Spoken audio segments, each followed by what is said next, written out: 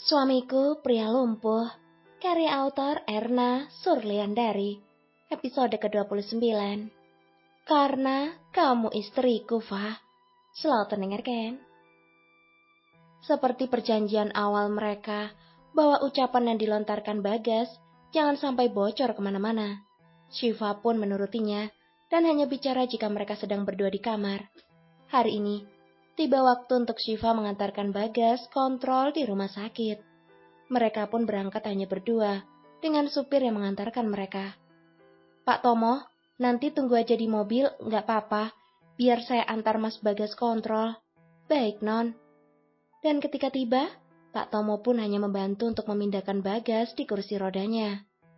Maaf Mas, kakinya harus diikat, takutnya kemana-mana malah bahaya. Ucap Syifa yang mengikat kaki suaminya dengan selendang miliknya. Ia lalu mendorong Bagas masuk dan menuju ruang pemeriksaan. "Iva," panggil Ami sahabatnya.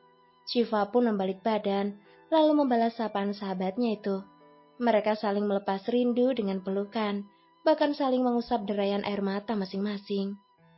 "Maaf, waktu kamu nikah aku nggak bisa temenin," sesal Ami yang kala itu memang sedang pelatihan di luar kota. "Nggak apa-apa, cuma kerabat dekat aja yang datang, nggak ada pesta ataupun yang lain," ucap Syifa. "Iya, aku tahu. Orang kamu nikahnya juga di ruangan rumah sakit, kan?" Syifa pun mengangguk mengiyakan. Tak ingin membuat Bagas menunggu lama, Syifa mengakhiri obrolan mereka. Ia lalu membawa Bagas ke ruangan dokter Bobby untuk kontrol kondisi Bagas. Mereka tak perlu terlalu lama mengantri karena sudah membuat jadwal sebelumnya. Dokter Bobby mulai melakukan pemeriksaan dari ujung kepala sampai ujung kaki. Ia cek dan ia rangsang respon motoriknya. Tak ada satupun yang terlewat, apalagi Bagas harus kembali menjalani ronsen dan pemeriksaan MRI. "Antar ke ruangan MRI ya, Fah," pinta sang dokter. Syifa pun menurutinya dan segera membawa Bagas ke sana. "Fah, MRI lagi?" tanya Bagas lirih. "Kan mau periksa lagi, tulang belakang, tulang kaki, dan semuanya harus diperiksa ulang. Ada perubahan atau enggak? Siapa tahu dokter nemu sesuatu lagi." "Apa?" "Iya nggak tahu, semoga aja penemuan yang baik, yang bisa buat Mas sembuh." "Masih ada harapan sembuh?" tanya Bagas, seolah telah pasrah dengan nasibnya. "Pasti ada harapan, sekecil apapun itu. Iva akan terus di samping Mas, sampai Mas sembuh, itu kan janji Iva sama Mama." "Kalau nggak pernah sembuh, Iva nggak pernah pergi." "Nggak mau sembuh apa?" celoteh Syifa. Hati gadis itu berdebar begitu kuat ketika mendengar suara Bagas yang serasa begitu merdu baginya, menenangkan dan berkarisma.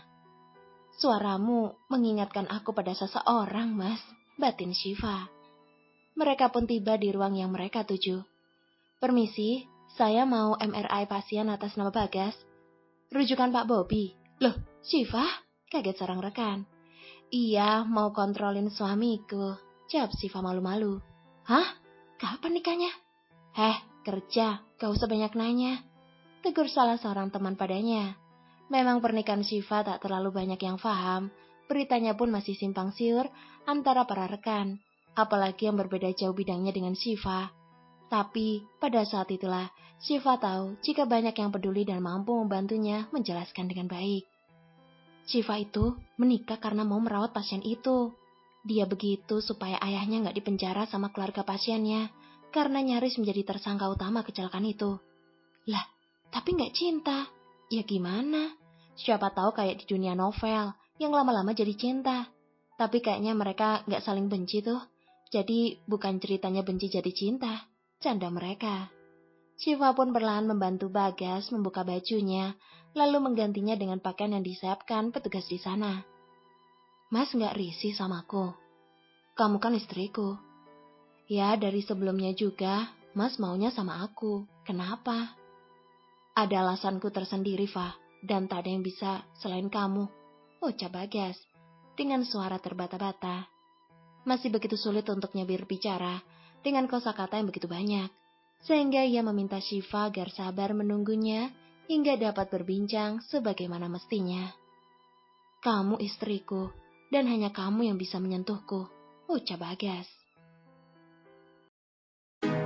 Kalau kamu mau dengar audiobook lebih banyak dan gratis, segera download Audiotune.